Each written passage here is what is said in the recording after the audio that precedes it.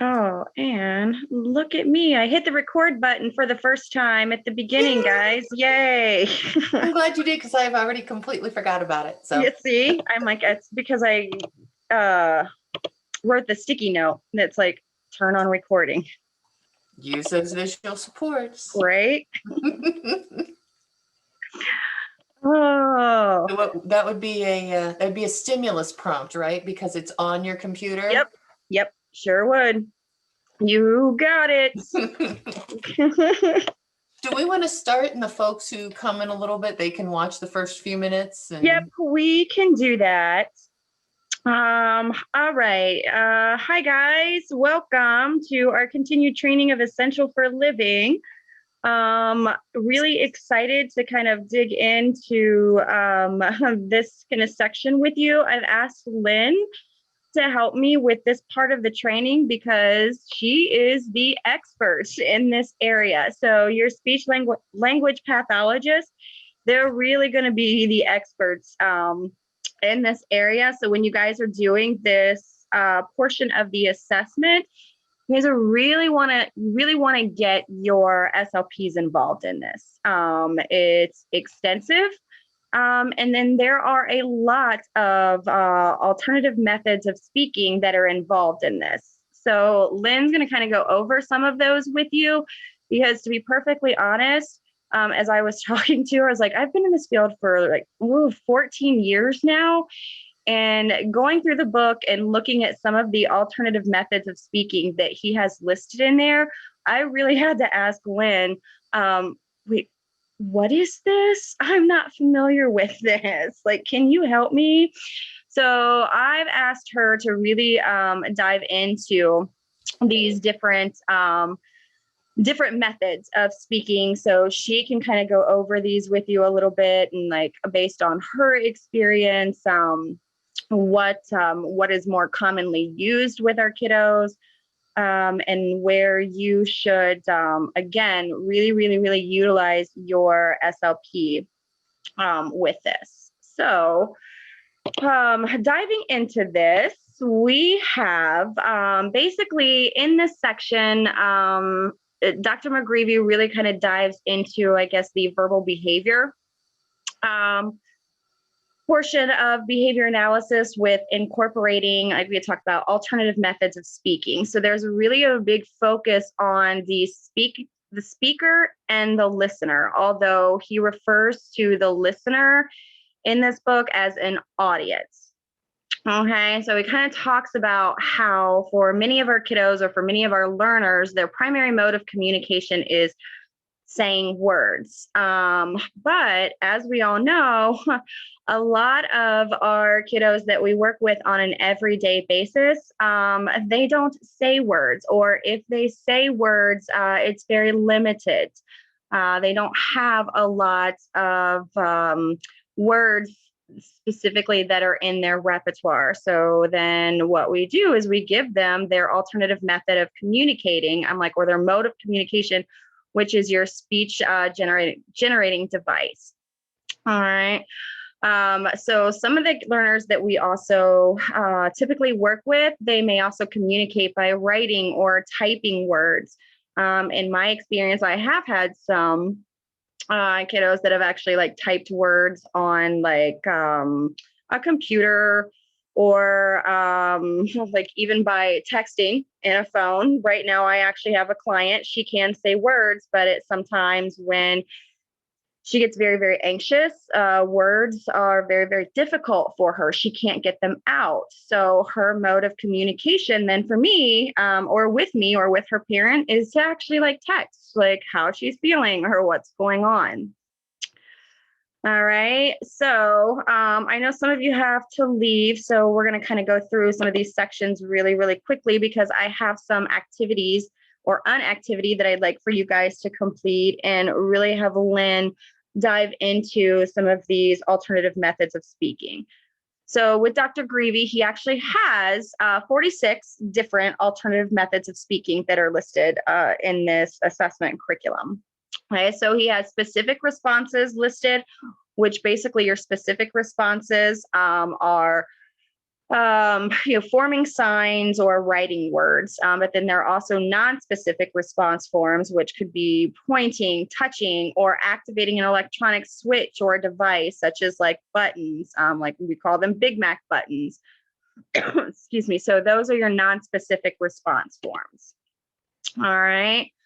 So here now is where we dive into what are those all those different alternative methods of speaking that are listed that we could utilize for our learners when we're working with them.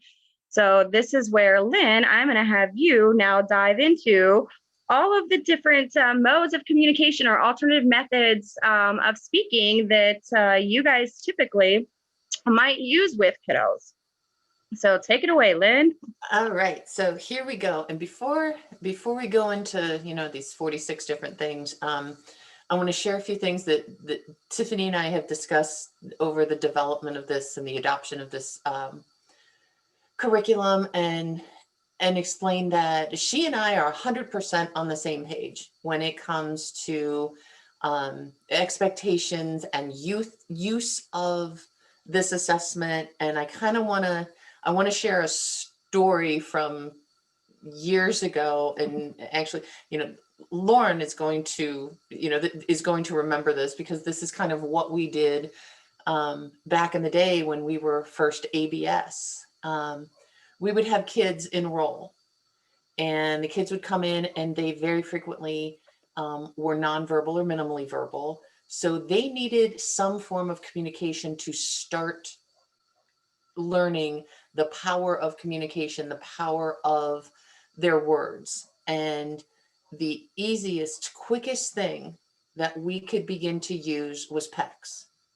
So while the kids were newly enrolled and didn't have a communication system, and we knew that they had to get into speech therapy, and we knew that we needed to do this comprehensive evaluation and figure out, are they going to be a verbal communicator? Are they going to be a device communicator? We would start them on PECs. And then while we were getting the approval for speech, while we were getting all the service agreements and everything, the child could start learning a way to communicate. That's how I want you to think about some of these methods of speaking. So while you, as the consultant, the BCBA, are completing this assessment, you're going to come up with a handful of different alternative methods of, and I'm going to say communicating because that's just the stick in my side. That doesn't mean that is how that child's going to communicate. What that means is that based on the profile that Pat McGreevy has come up with, that child fits some of these descriptions. The individual who makes that final decision, who makes that recommendation, who uses their clinical judgment and their expertise on how that child and what system that child will be communicating, is your speech pathologist. So all these different alternative forms can lead to really good conversations with the SLP. So, let's say, Vince, you've done an assessment on a kid, and you've got 5 or 6 different forms of communication alternatives. Then you're going to go to Hannah and say, hey, Hannah, based on the assessment, while you're doing your assessment and you're making recommendations for this kid, which one of these do you think we should try first? Which do you think is going to get us the most bang for our buck while you are submitting that device evaluation, or talking to the parents and see what they envision for their child? So this whole area really allows us as a team to have a consistent language, if you will, and way to start that conversation.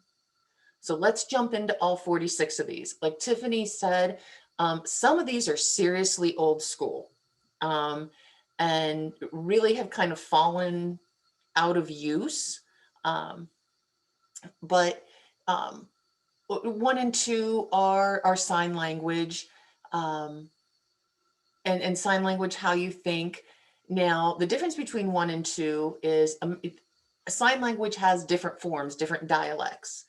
American Sign Language relies on major words in a sentence and lots of facial expression, lots of expression. So if, you know, if I want to admonish you and I want, you know, I want to tell you to, you know, sit down and pay attention, I'm not going to sign every single word. What I am going to do is I'm going to say, sit now. And I am really going to use my facial expression, and I'm going to lean into you, and I'm going to over exaggerate that interaction. That is different from number 2, which is signed English. Signed English is you're signing every word in the sentence. Think of it as a different dialect of sign language. So then we come to number 3, and that's really where we're talking about modified signs or idiosyncratic signs. So someone maybe doesn't have really good fine motor control or can't work against gravity. And you go, what does that mean? And I'll say, talk to your friendly neighborhood OT like Nicole, who is brilliant. And she can help you figure out, okay, you know what, is sign language the way to go? Or, you know what, this kid just simply can't work against gravity. So why are we going to give them a communication system where they've got to get their arms up and moving and really have that fine motor dexterity to create signs that the listener, that their communication partner can interpret. Adapted sign, idiosyncratic signs are ones that maybe the family has made up. And so now, you know, yes, we can certainly use them. We can absolutely use those. But we just want to be aware of all the motor parts that come into play. 4 is tactile signing. Does anybody know what tactile signing? Hannah and Becca, you can't answer. Does anybody, have you heard of tactile signing? Is that what was her name? Helen Keller. Is that what she did? That is exactly what that is. So if you have a client who is visually and hearing impaired, and so that person, you know what, they may not have the body feedback, the kinesthetics to know what their hands are doing here. And so you take this away, and what you do is they finger spell or sign in the palm of the listener's hand. So that's what a tactile sign is. 5, forming a repertoire of standard signs, and iconic gestures. There's this whole thing with sign language about does the sign have high iconicity? So if I do this, you know, what am I signing? Drinking. This sign has high iconicity. But if I do this, okay, now some of you who might know bad words in sign language might know this, but do you know what this means? No, it means BS, bullcrap. There's not a whole lot of iconicity. The sign doesn't match what the word is. So that's where you really want to look at that mixture of signs that have a high degree of iconicity match and signs that don't. 6, writing words or drawing diagrams on a small notepad. We do have folks, and you might see this with older, much older individuals that, you know what, they carry around, I've had clients, you carry around a little notepad and they will write down one word, or they'll draw a picture of what they want. That, you know, if that's their thing, that's fine. There's going to be all of these early ones that we talk about. Think of them of having a giant asterisk at the end of all of them. And I'll describe what that asterisk is at the end of all these descriptions. 7 and 8 bother me to no extent, but and Tiffany and I had a really good conversation about this. So you read 7 and 8, and you say, oh, okay, so they're saying word approximations that are understood and discriminated by only a few members of the audience, so a few communication partners, or making distinguishable noises or sounds that are understood and discriminated by a familiar audience, i.e. sounds, grunts, animal sounds, motor sounds, that sort of thing. And you think, oh my God, why would you do that? Why would you teach somebody to use a sound, or why would you teach somebody to just use a word approximation? What are we talking about here? Are we talking about expressive language and speaking, or are we talking about communicating? 7 and 8 are very much about speaking, and our goal is communicating. And if you read in the manual in chapter 6, for both 7 and 8, McGreevy is very clear that, you know what, those two are, think of them as like pit stops. That again, if somebody has this in their repertoire and you want to use what they already have to really help hone in and really help cement the power of communication, that if I say moo, and that means I want a glass of milk, and I get a glass of milk, that's powerful. I've done something and I get what I want. But the very next thing he says is that these are temporary, and you need to find a way to communicate. Or that individual needs to be given and prescribed a way to communicate. And again, your friendly neighborhood SLP will be the one to then say, you know what, verbal speech is a thing. We can take some of these verbal approximations and we can turn them into words, into longer utterances. Or you know what, they're 16 and they've got 3 verbal approximations. Verbal speech probably isn't the way to go. So we need to talk about alternative forms of communication, whether it's icon based, whether it's speech generating device, whether it's a different communication app. Those are the conversations that then happen next. For you guys who are just jumping on, don't worry, we have this recorded. So the beginning part that you're like, oh my gosh, I missed it. Nope, you can watch it on the recording. So 9, visually scanning and pointing to or exchanging photographs using a small book worn by the learner. God love him. He's so old school. And there are a couple coming up here where Tiffany, she's like, what is that? And I'm like, girl, when I was in graduate school, this is what we learned. I guarantee you that anybody graduating right now wouldn't have even been exposed to that, because we have this wonderful advent of tablets, and we have apps, and we have all this capability rolled into one app. So some of these where you see, visually scanning and pointing to an icon or a photograph or a picture symbol.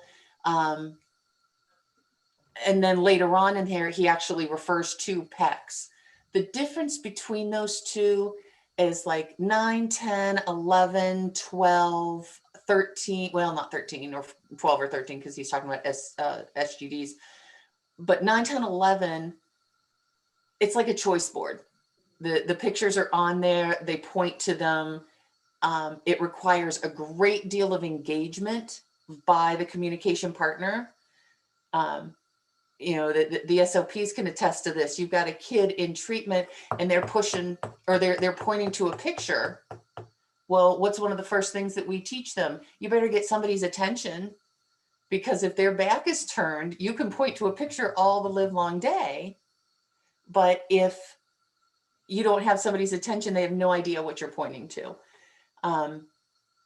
But 9, 10, and 11 are different from PECs because it's not running the PECs protocol. So that's what the difference is later on when PECs comes into play. I love the small book worn by the learner, because what's our mantra always? Where are their words?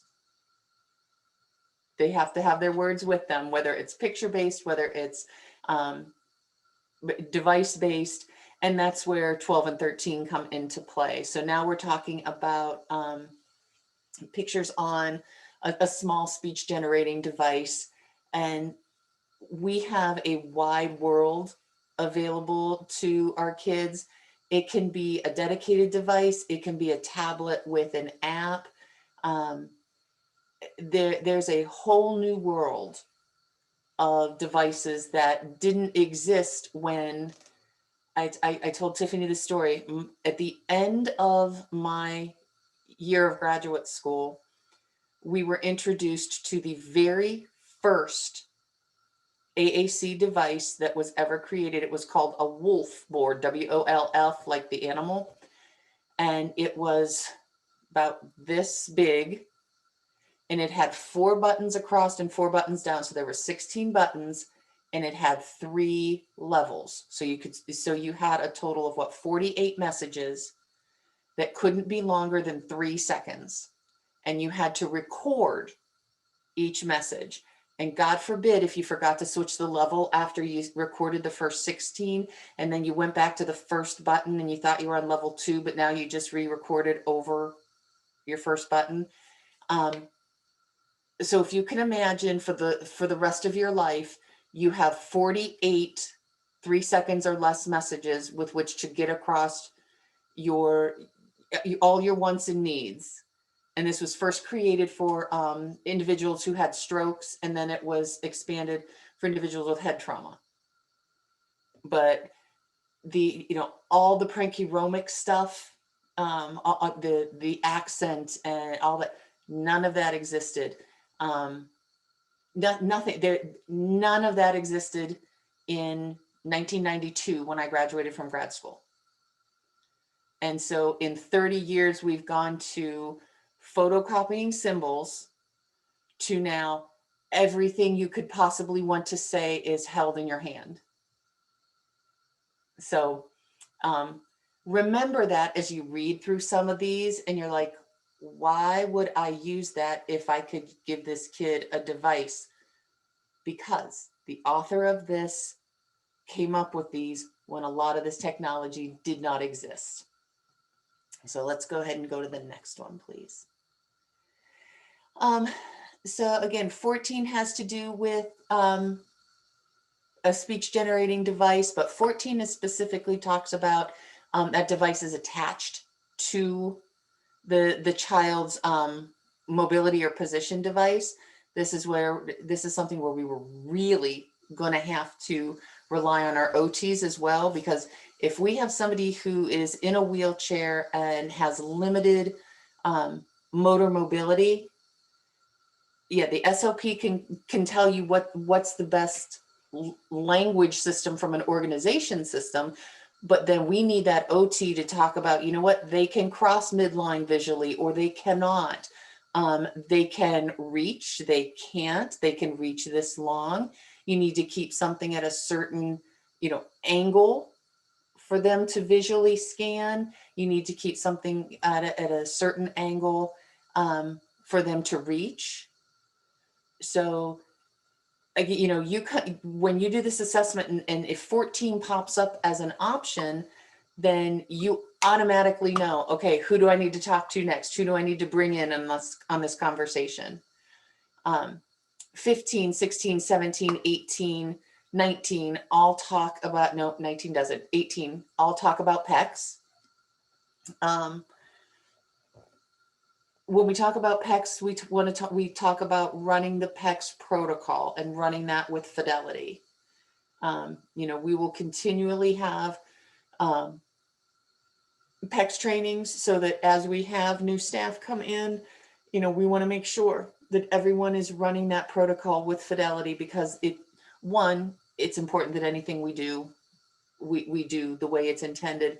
And 2, PECs is an evidence-based alternative communication strategy. The literature supports that. So, when we say what we do is evidence-based, guess what? Then we're going to do it with fidelity.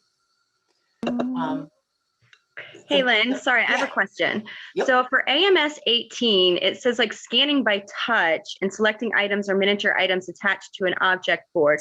So would this be for someone who's more like, so scanning by touch, someone who might be visually impaired and they're like touching like the different like objects, like feeling them to see like, okay, is this, this is like something that I possibly like want, I know what this is now, and I'm going to exchange this object with somebody else. And then miniature items attached to an object board. What is that? Like the only thing that I'm picturing in my head is just little tiny like objects that are actually glued to a board. And So the object boards are brilliant if you need them. They are a lifesaver if you need them. Two profiles of individuals who may need an actual object board: individuals who are severely visually impaired or blind, or individuals with significant cognitive impairment to where they cannot cognitively interpret and process a 2D drawing or a picture, an actual photograph. So I've had kids before that we've used object boards. Sometimes you have to use the actual object. You can't even use miniatures. And what you attach it to a board. You know, you can use a clipboard, you use cardboard, you use foam board.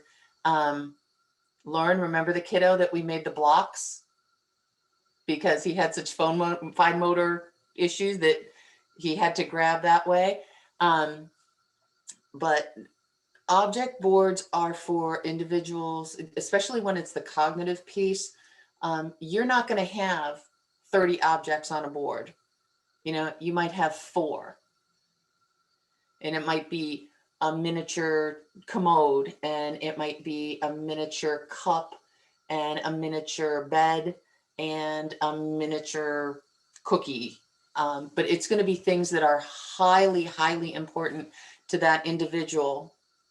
And that's where dollar stores and just like 5 and dime kind of stores, God, does that age me?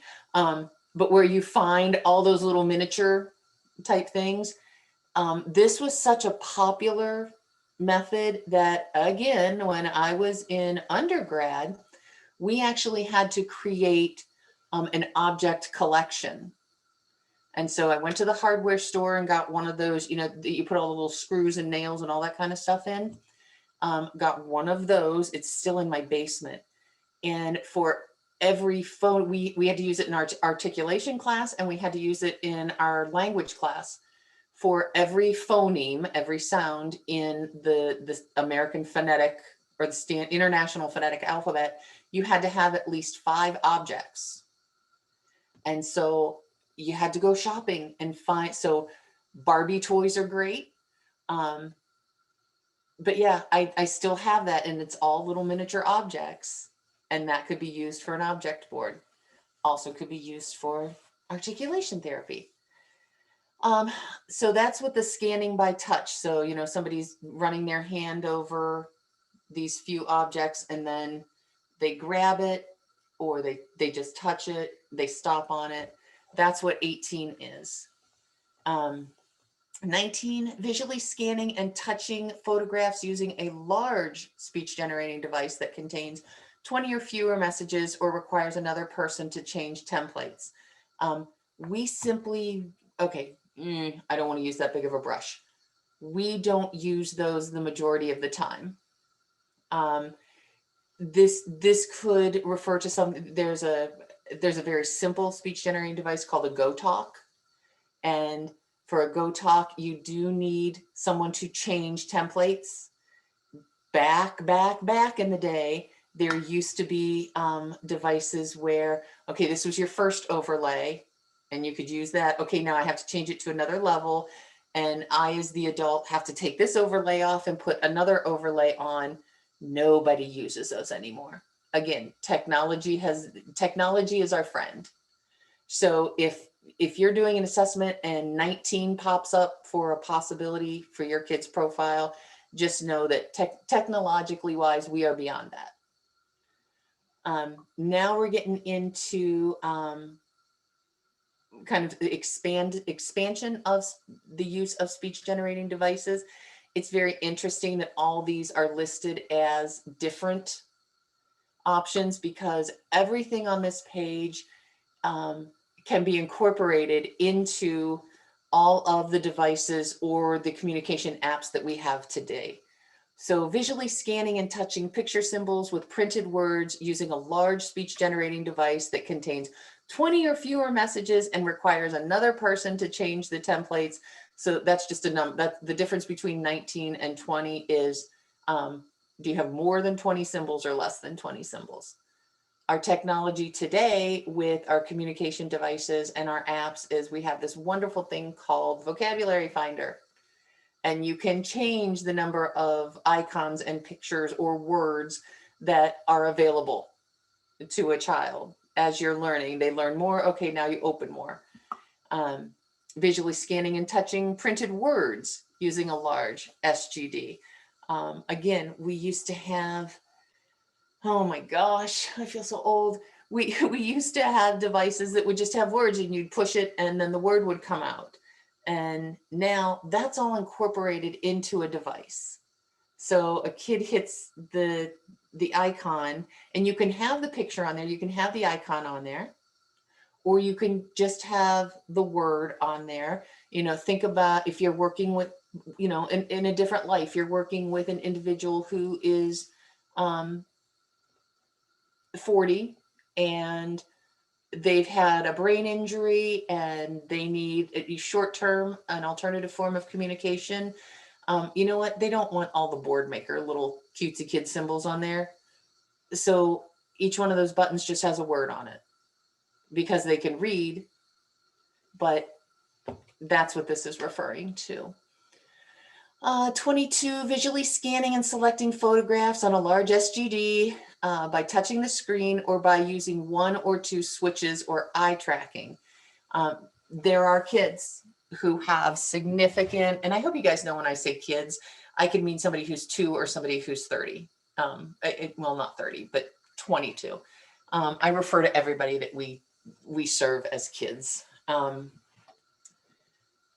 There are kids who do not have the fine motor ability and the motor planning ability to hit that small little square that you see on the devices of the kids you may serve, or even, you know, if you split a screen into two with two large pictures, they still may not have the ability to accurately hit that. You can hook up switches and a whole bunch of different kind of switches to speech generating devices. And then that allows some of the most amazing, I knew a boy who had such severe spastic cerebral palsy that the only motor movement he could control was his right leg, and he had about an inch of movement right at his knee. And so he had a switch attached to his wheelchair at his knee. And then he had, oh my gosh, what were the accents before the accents? Two generations before, I'll come up with it. But anyhow, big speech generating device attached to his wheelchair. And every time he would hit the button, first it would scan in 4 quadrants and he would pick which quadrant the word was that he wanted. And then it would go to the row, and then it would go to the column, and he would hit his button every time, and then he would come up with a word. And yep, it took a lot of energy for him to talk. But one of the most amazing things I ever saw him do was talk to John Glenn. And it was at a conference, and it was amazing. And he did it. And he told John Glenn that he wanted to be an astronaut, but that he couldn't because his wheelchair wouldn't fit into the spaceship. And without missing a beat, John Glenn, who I do think is one of the most wonderful humans ever that we've had, looked at him and said, well, son, you don't need to worry about your wheelchair. Your body will be just fine floating in space. And everybody burst into tears, and it was wonderful. But that's the profile of an individual who would pop up on like a 21 or 22. Visually scanning and selecting picture symbols with printed words on a large SGD by touching the screen or by using 1 or 2 switches or eye tracking. Again, very similar to 21 and 22 and 23. 24 is very similar as well, still using scanning.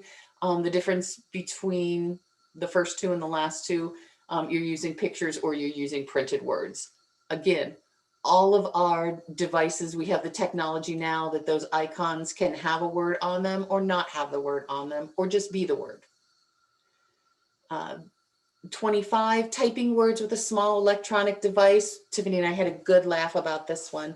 And then typing words with a large electronic or SGD. Back in the day, there used to be, and I can't remember what, I want to call it a talk type or a type talk, but I don't think that's exactly right. But there used to be just a little device about this big, and it had a keyboard on it, and you would type, and then your message would come across the screen, and your communication partner had to read kind of over your shoulder to see what you were saying. But that was a huge breakthrough in communication technology because, you know, I've had a stroke and now I don't have expressive language, but receptively I'm completely intact. Motorically, I'm completely intact. I can type and tell you what I want, and I could carry this little thing around in my pocket. What do we call that now? We call that texting. Every single communication device and app also has a keyboard integrated into it. So we've all had those kids who, you know what, I don't feel like pushing my symptoms today or my symbols today, so I'm just going to spell everything. Why? Because they're just being stinkers and they just learned where their keyboard is. Tiff, I don't know if you saw that message. There was a question that, can we make it bigger? The slides bigger? You know what you could do? You see down by the scale in the bottom right corner how there's the 4 blocks, and then it looks like a book, and then it looks like a screen all the way in the bottom right.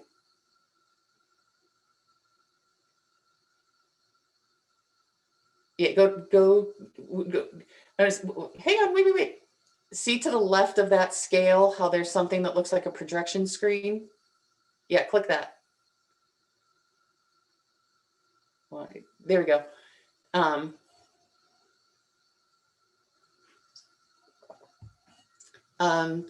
So where were, okay, so 27. No, wait, let me finish that last slide. So there is a keyboard integrated in every single device, every single communication app. So we don't have to buy a separate little typing device for someone who uses typing.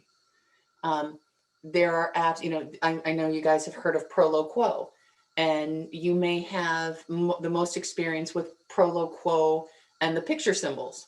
Well, there's a Proloquo for text.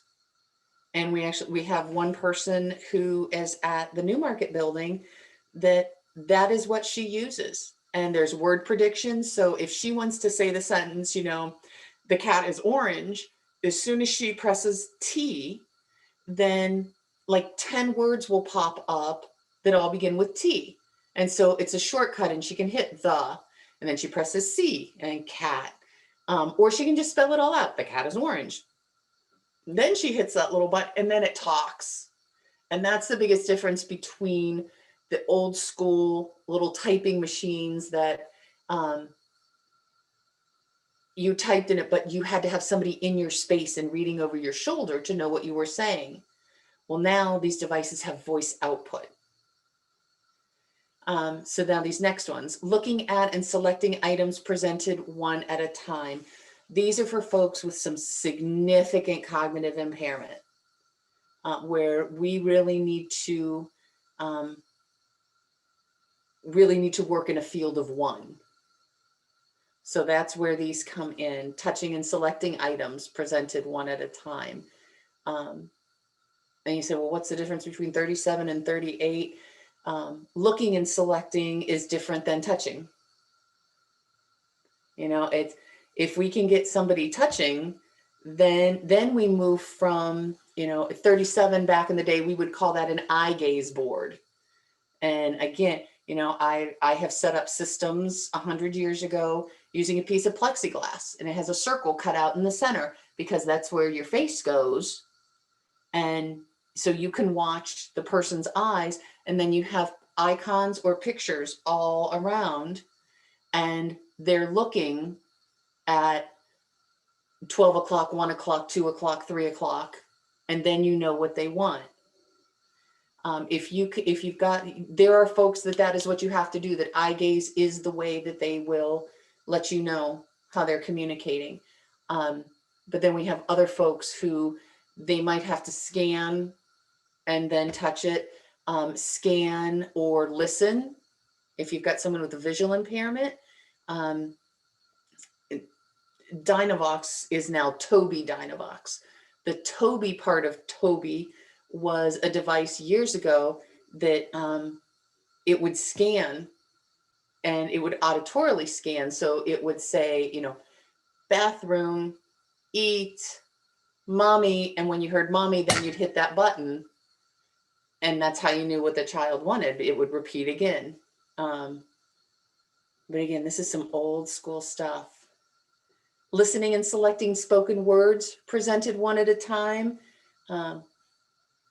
This relies a lot on the communication partner. So, you know, if I say to Brittany, I'm going to use you as an example. If I say to Brittany, what do you want? Cookie, blanket, coffee. What do we know what Brittany's going to say? What? Coffee. Coffee, of course. So we would present her with the list auditorily, and then she would tell us what her choice was. That's a lot of reliance on your communication partner.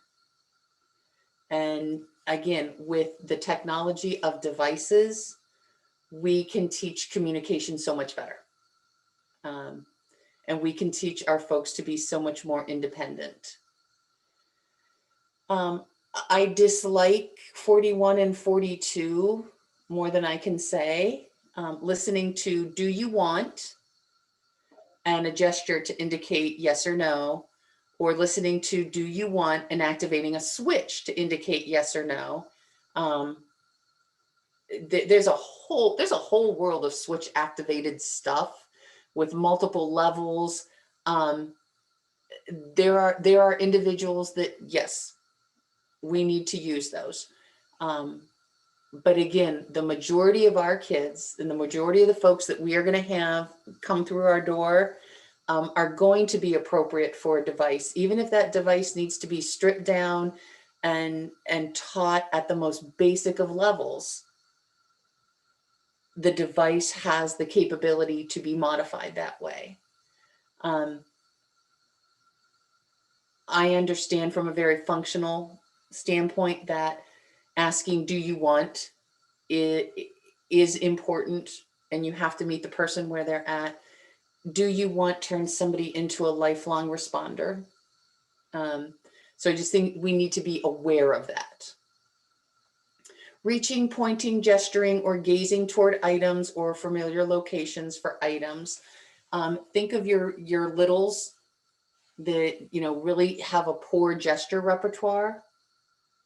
But maybe they've got, maybe they can point, or maybe they can reach toward something they want. We can use that to teach communication. We can start there. And again, we want to shape that behavior into much more meaningful communication. Leading others to items or to a familiar location for items. We all know the kids who are the hand grabbers and, oh, I want to leave the door, so I'm going to take your hand and I'm going to put it on the door handle. Again, this is a place to start. If this is what's in the kids' repertoire, we can start here, but we are going to teach them how to communicate much more robustly. Selecting items or completing activities in the presence of another person that are typically paired with or precede preferred items or activities. That's just a really fancy way to say first then.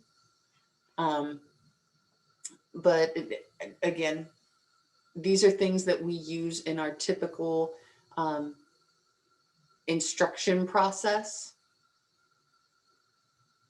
touching a photograph or printed words using a speech generating device that contains only one message. It is possible that you need to start at the only one message level. That would be rough. We at least want to start at 2 so that we can start differentiating between, you know what, this is my favorite thing to play with in the world, and this is my favorite thing to eat in the world. This is the thing I want the most in the world, and a way to accurately protest that, no, this is something I don't want. So again, this is a place to start, and this is a place to start the conversation with the SLP. I think we only have 2 more, Tiff.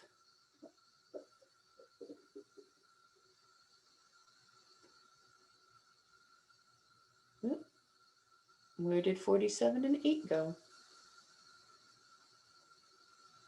There's only 46. Why do I keep wanting to say there are 48? I did that yesterday. I know, maybe you want there to be 48, but no, there's only 46. I don't. I want there to be like 10. I agree. But I don't know why I'm so sorry. All right, so questions about the list of 46. Those 46 different methods, because there are only 46. Did that all make sense? Did any questions about, you know, why would this even exist? Anything like that? Awesome. Cool. All right, Tiff, back to you. All right. Thanks, Lynn, so much.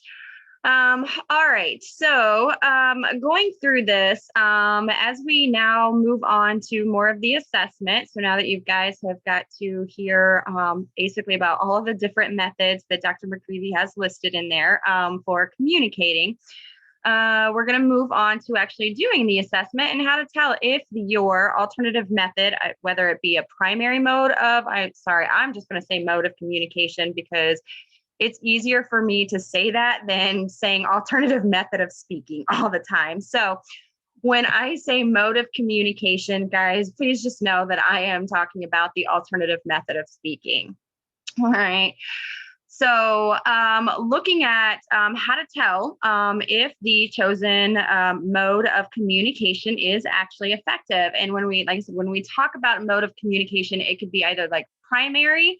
So that is their primary way of communicating with others. Secondary, so it might be like like a backup.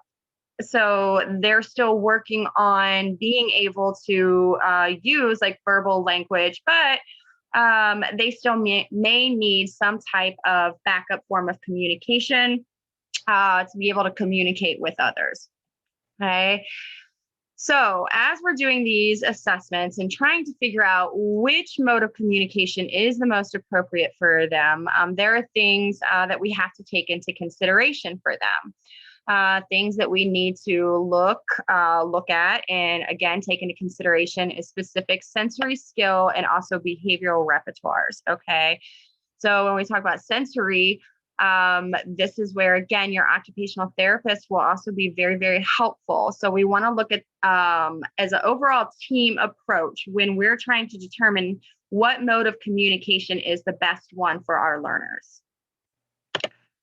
All right, so here are the list, and these are the codes, like when you are doing the assessment, that you will want to reference when you are trying to determine what specific sensory skill and behavioral repertoires that your learner currently has that will match up to whatever mode of communication that you are trying to, determine which one is best. Okay, so looking at hearing. Is your learner are they able to hear? Sighted, like are they able to see? Or are they hearing or visually impaired? Or maybe they're both. Maybe they're both hearing and visually impaired. Are they ambulatory? Are they able to walk? Are they non-ambulatory, meaning like are they in a wheelchair? Are they active? Are they inactive? What is their fine motor coordination? Do they have fine motor coordination? Again, your occupational therapist can actually help you complete this part as far as knowing, I'm like, do they actually have the fine motor skills? I'm like, or if not, Is it limited? Do they have motor imitation? So are they able to imitate a lot of those gross motor skills, or is it limited? Are they able to match? So can they match 2D items to each other? Can they match 3D items to each other? I'm like, or is it limited? Do they have moderate to severe problem behavior, or is it no basically no severe problem behavior? All right. So McGreevy, when you're trying to determine what type of mode of communication to use for your learner, there are 10 advantages to a alternative method of speaking, or your mode of communication, with respect to functioning effectively as a speaker. So things that you want to look at, like as far as your advantages, portability. Is the mode of communication portable? What is the effort? Like how much effort is going to be involved with that mode of communication that you're choosing? Because as we all know, when it comes to behavior, the more effort that you have to put into something, probably the less likely that you're gonna use it. So you want something that's going to, and especially starting off, require a little effort for them to use. Complexity in the beginning. So it talks about the code of 1 second, or 1 step. Only requirement is that they have the ability to follow 1-step directions, or single word directions. And also, you don't want something in the beginning that's going to require a lot of complex discriminations.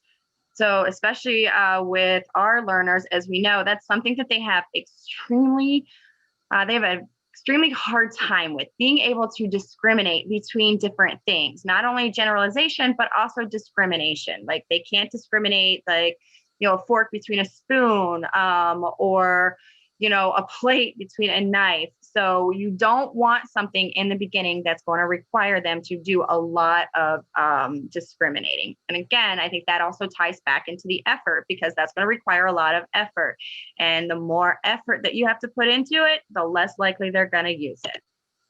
Tiffany, can I add one thing? Yep, go ahead. And thank you, Nicole, for reminding me.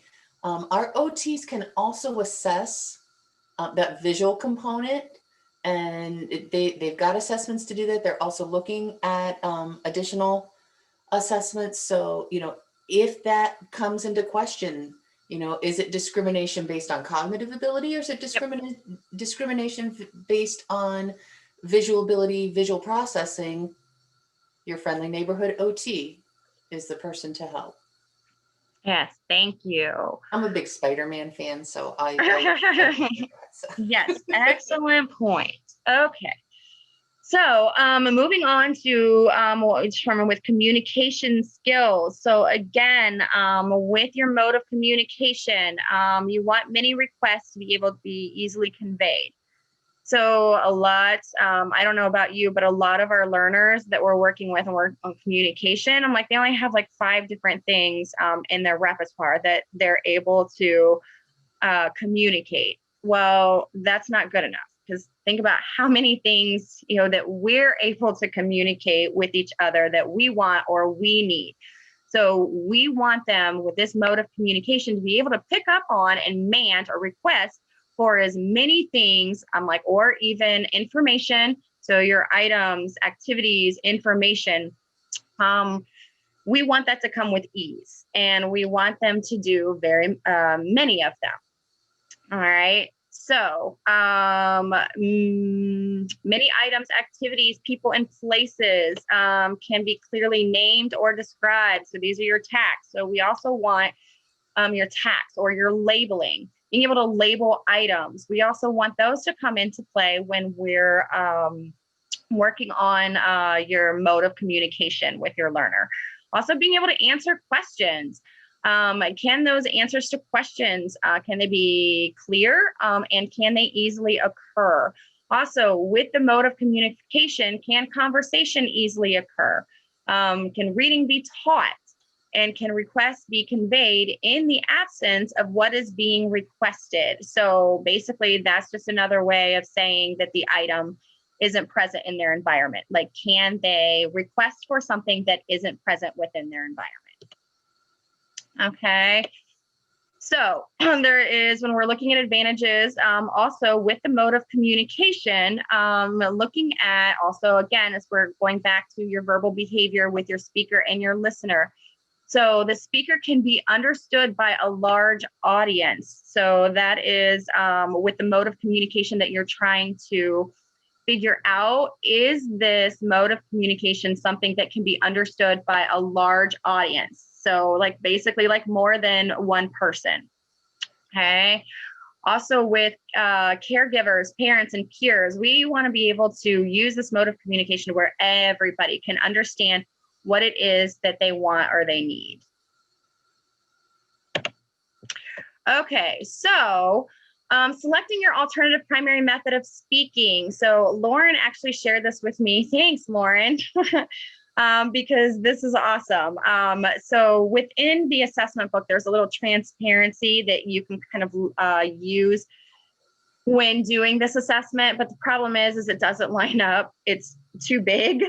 So they actually created an Excel sheet, Essential for Living did, or Dr. McGreevy. But the problem that I ran into with the Excel sheet, and I don't know, maybe it's just my my version of Excel is outdated with it or something, but I kept getting a lot of bugs and stuff. So Lauren actually shared with me this really cool like website that will do the assessment for you. Okay, to select the alternative primary method of speaking or your mode of communication. So I'm going to click on here and show you guys how to do this. It's really, really easy. And it actually brings up all of the data for you. Oh, is it going to go?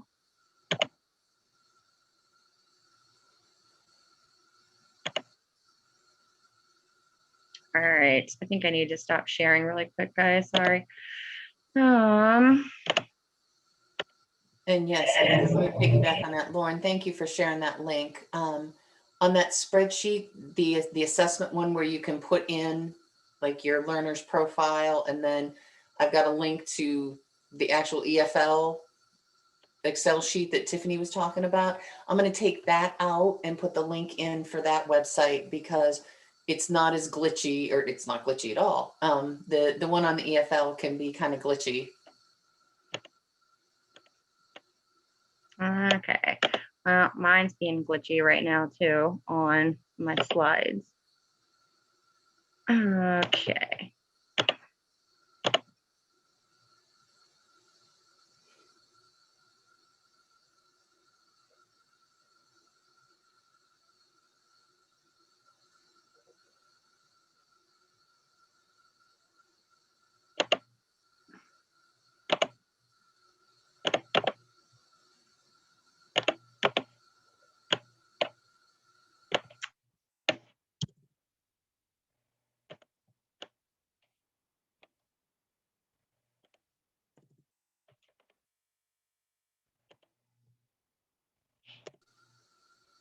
Okay.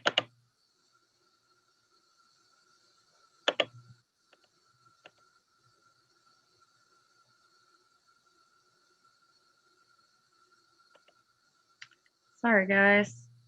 All right. Okay.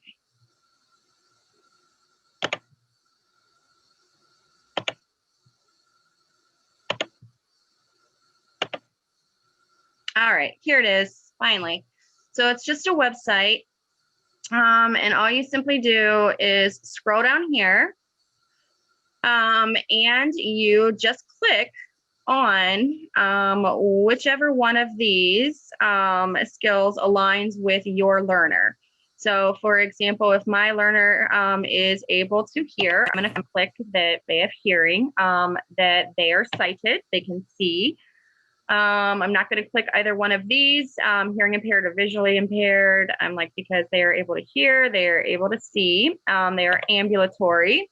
My learner is active. They do have some limited fine motor skills. And then they have some limited motor imitation. They are able to match. And yes, they do engage in some severe problem behavior. The next thing that you're going to do is you're just going to click this little button right here that says compare AMS. And look at that. It brings up all of the data for you right here. Okay. So what you're going to do is you're going to look at all of these different modes of communication that are on here. And want to try to, because this is a pretty big list, narrow this down. So what McGreevy recommends is to narrow it down to like at least like pick out 10 to 12. All right. And you want to look at the number of matches here. So when it talks about matches, matches as far as the number of advantages. So with this mode of communication, the advantages that I just went over with you, like here are all of the advantages that are with this mode of communication. Okay. So like for this one, so RQ, with this mode of communication, requests can be easily conveyed with this mode of communication. Okay. With this mode of communication, conditional discrimination is not required at the beginning. It only requires the learner to be able to follow like one-step directions. Okay. So narrow it down by looking at the number of matches as far as the advantages go with this mode of communication. Now, a con, though, with this mode of communication is this is something that can't be used with a large audience, right? So AMS number 1 was using sign language. So can anybody tell me maybe what he means as far as a large audience with sign language? Like why is this listed as no for a large audience? Not everyone knows sign language. Right, exactly. Not everyone understands sign language. So this will be something that, or this mode of communication will not be effective as far as your audience goes and being able to use it with everyone. Okay, so that's pretty much it with it, guys. That's all you do. Do you have any questions?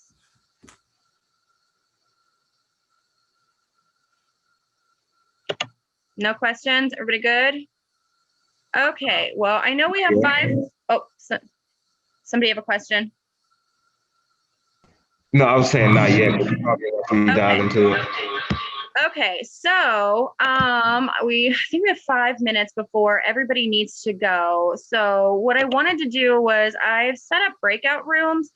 So I wanted you guys, groups of 5, to go into breakout rooms, and then Becca and Hannah, I'd like for you guys to go into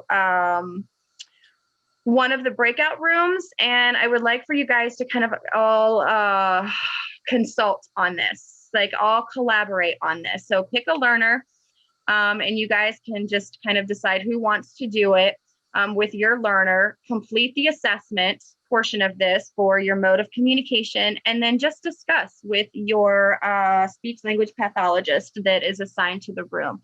And then also Nicole, like you're the only, I think, OT that's in here. So I'll just put you with a group too. So Nicole, with whatever group that you're in, you just can consult with them like on the OT part of the assessment.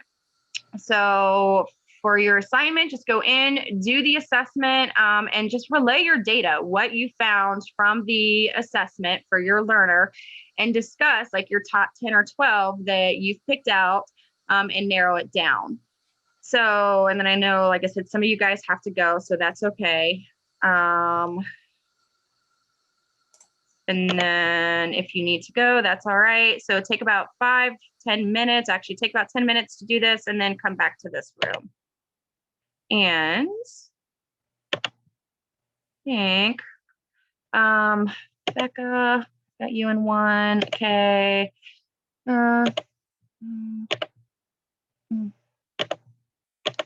Okay, and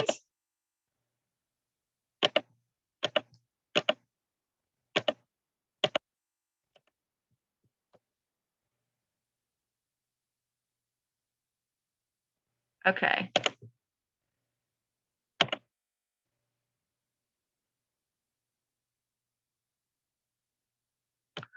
All right, have fun, guys.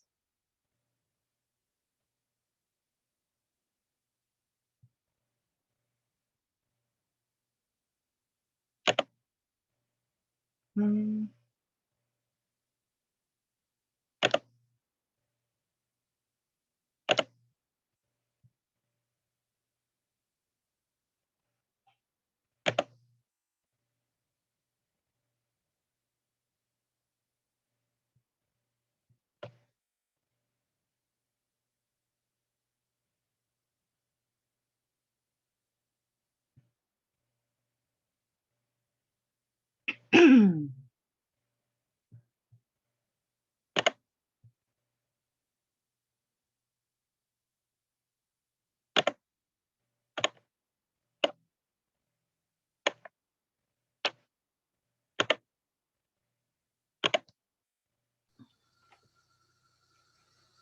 guys, welcome back.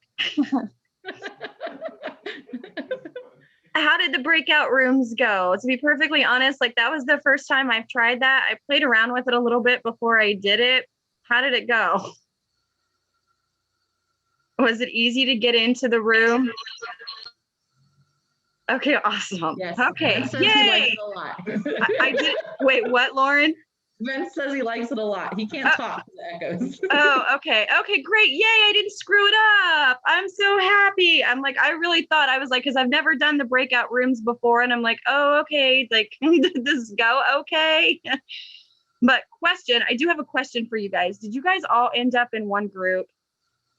Okay, I thought so. Okay, so I actually meant to do like two groups. You did too, Tiffany, but Kayla and I were in the group alone together because most of the people that were in the group had to leave and go on the bus. Okay. So we ended up joining together to one big group.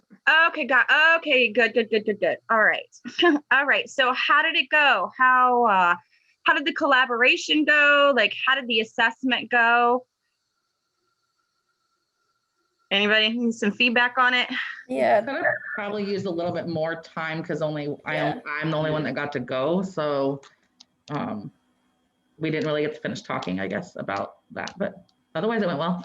Okay. All right. Well, great. Well, actually, I'm like the other consultants actually aren't here. So I guess I can send out an email with them because I really wanted them to really work on this with their other clients that they have, especially because there aren't that many right now, to really start on this and dive into it and then schedule meetings with like Hannah, Becca, and Nicole to just kind of discuss. So I guess they have a homework assignment.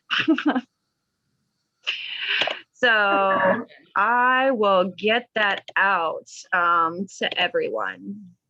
All right. So could we potentially just do that exercise next week at this time? Do they have that time available? Do you know? Yeah, we can actually, yep, we could do that. We can pick up like a quick half hour or something. I don't know, Hannah and Nicole, if that works for you guys. Yeah, we could do that. So we could just pick up with our next meeting, doing that again. I can assign the breakout rooms and say just for everybody who didn't get to participate in the activity, like we'll just start off the next training session on the Essential for Living, like practicing that. So Lauren, so you were the only one that really did it. So tell me, how did it work? Like, I mean, you've actually done it before. So the consultation piece with the SLP, kind of tell me like what did for your learner, what did your assessment results show? What did you determine would be a good mode of communication for them based off of your results? So the results indicated that there were a lot of like different types of sign, idiosyncratic sign. I forget what all the names are, but some type of sign language or mixed sign. And then some of the other with larger audiences, were like a book with visual icons and then basically an AAC device. And so what I was explaining is that with this particular learner, Katie and I had talked about teaching him a few signs because he had such high problem behavior and wasn't able always to carry some kind of method with him. And so that was able to kind of take the edge off a little bit. So his problem behavior was a little less significant. So we could teach them something a little bit more with a larger audience, I guess. So we taught about 10 signs and then we could go back in and work a little bit harder on the speech generating device. Okay. Great. Hannah, Becca, Nicole, would love to hear your thoughts. Like, how did it go for you in the group? Like, how did that collaboration go? What kind of like input did you guys put in? Like, how did you feel, I guess, about the data that was relayed to you? Yeah, just love your input too. Yeah, I think we were kind of just starting to get there towards the end. But I think it was helpful to see like how that works, the system. But we were just kind of talking through. I just asked her like how the sign was working for him. And then I was just gonna say like she said he got a device eventually, but I was just gonna say like using all those like what we call total communication sounds like a good choice for him. Okay, Just great. using that device that he got as well as the signs that he learned in the moment, whatever kind of works best for him. Okay, great. Becca, Nicole?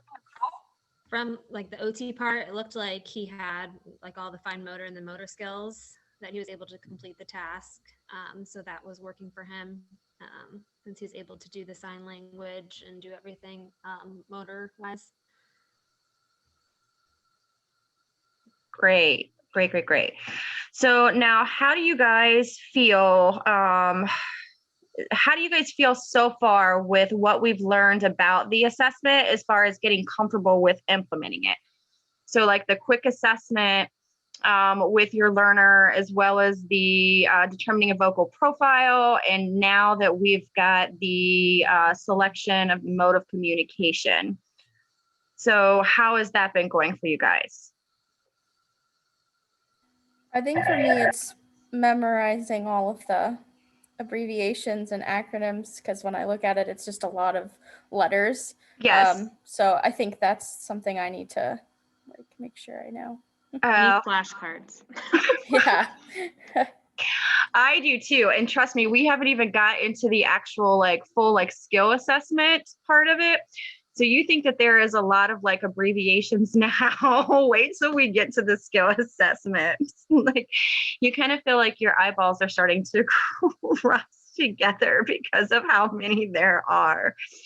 So I do want you guys to not stress about that, like trying to memorize all of them, because we do have 3 manuals. So please don't stress out about trying to memorize all of them, because there are 3 manuals in the facility that it's like, if you have to remember, like you're trying to remember what is what, like you can always reference that manual like while you're doing the assessment. And I would probably recommend it because there's no way I will be able to remember all of that. And I still, even though I'm reading all of the chapters, I have to go back and read them a couple times. And especially, like I said, to really know like what each abbreviation means.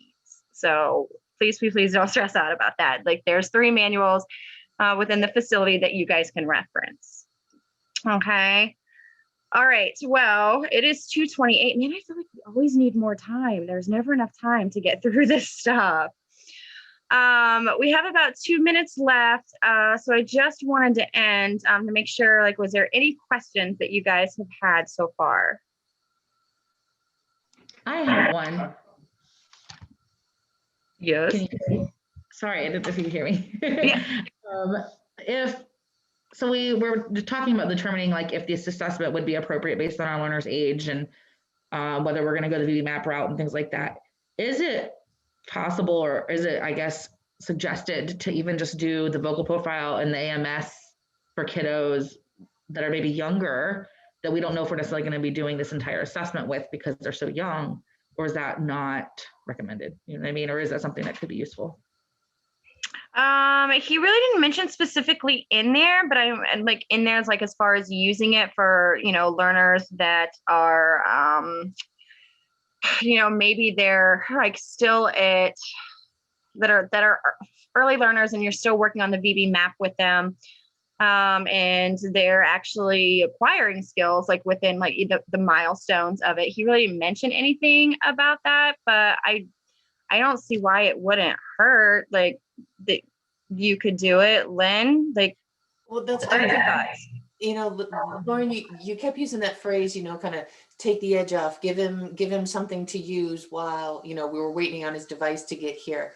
I could really see that vocal profile and then the alternative form of speaking, communicating, being used. So, you know, you get a new referral in, kid doesn't have a form of communication. You know, again, just like we used to do in the ABS days, but instead of just saying, hey, PECS for everyone, now we have this tool that we can, you know, do this checklist and say, you know, okay, Hannah, I know you're working on this assessment and I know you're working on, you know, potentially getting a device or, you know, whatever. Which one of these do you think we ought to start with? And, you know, Hannah brought up this concept of total communication. You know, she may say, you know what, let's start with, you know, a few picture exchange and start with a few signs, and I'll be working on the device. And hey, if a word pops out here and there, great, honor the word. So I think that's a great idea to show that, you know what, everything we're doing is communication based. And we're going to use the best tools available to us. So I love the idea. Becca can, you know, poke holes in my reasoning. You know, I feel like, I mean, at least with myself, you know, as a behavior analyst and in the field, I feel like I never stick to one assessment anyway.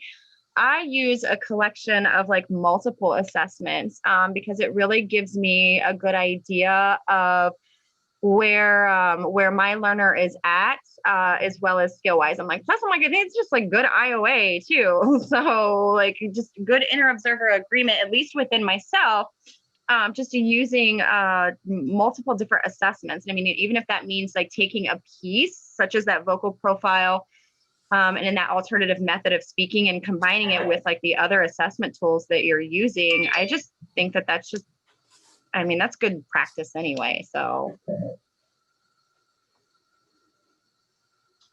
any other questions? It's not really a question, but and the off chance, because I know like my kiddos are usually early learners. We've kind of talked about that, but like I know I have a kiddo right now who's not getting speech and OT just because he's getting it outside, but not like parents aren't taking it. It's a whole thing. So how should we cross that bridge if we have a kiddo who's not in line to get speech or OT at the center right now, and they're not really getting it outside of the center either?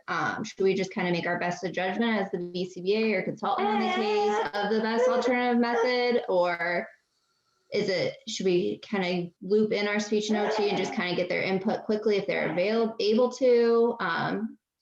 Just want to kind of see how we should approach that. Good question, Kayla.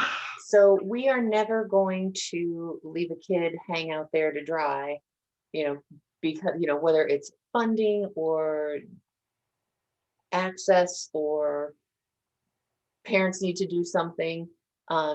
So you do have alternatives, you know. Yes, we're all very hyper aware of productivity and we have to, you know, blah, blah, blah, blah, blah. But then you also have access to Becca from the communication standpoint. So you can always call and consult with her. I also happen to be an SLP. So, you know, I'm more than happy to do that if Becca is busy or is seeing someone at that time. But yeah, your first line from the communication standpoint is always Becca. From the OT standpoint, absolutely. Go to Nicole, go to Allie. They have supervision time built in to their schedules. And you know what? I will never be upset with anybody on any of our teams who consults with another member of our team to do what's best for a kid. So absolutely go to that kid. That might be the fire it takes to get a parent to make a decision, or it might be the bit of data that we need to convince the county coordinator that we in fact do need this agreement. So absolutely consult away. And I mean, I would do that all the time, Kayla. So if I had specific questions, like especially about communication or even like social skills, for some of my kids, especially if I'm like hitting a brick wall and I'm like, I have no idea like what to do. Like I would always go to Lynn. Becca wasn't around at the time. I'm like, but I would always, like back when we were over at HLC, I'd just pop into Lynn's office and I would say, hey, I got a question or I got a problem. Like, I'm like, can you help me out with this? And, you know, she was really good about that, pulling out like different speech assessments that she would use and like going over those with me and just talking about different ways to work on trying to get my kiddos to be able to communicate more with me and be able to request for what it is that they wanted or they needed. So yeah, I would always say, I'm like, and again, you know, look at what they say, like with our licensure, with our certification, that it's like, you know, if you don't have the experience in something, I'm like, what do? You go and get like supervision for it. Like you do the research, you go and do supervision for it. It just so happens that we have a number of speech pathologists and occupational therapists that are at our hands that we could always just stop by, and like they're right there, like in-house, stop by and say, I'm like, hey, I'm like, I got a quick question about this kiddo. Can you help me? I'm like, or if they're not available, then like, hey, can I schedule some time with you to sit down to just kind of go over this kiddo and just kind of get your thoughts on it. So yeah, I would say never, like regardless of the kiddo's funding, if they haven't, like never ever be afraid to reach out for help if there's something that you aren't familiar with or you don't have the knowledge of. That's great. It's good to know just like the mode of who to go to, and that they have some time built in, because I know everybody's days are busy. So, you know, knowing that. That's not Nicole between April and May, because she's gonna go have a baby. That's right. She's gonna have a baby. Go to Allie if you need something for OT. All right. Any other questions? Nope. All right, guys. Well, then I will let you go. And then I will see you in a couple of weeks. Have a good weekend. You too. Thanks, Tiffany. Thank you. All right. Thank you. Bye, guys. Bye, Becca. See you in a couple.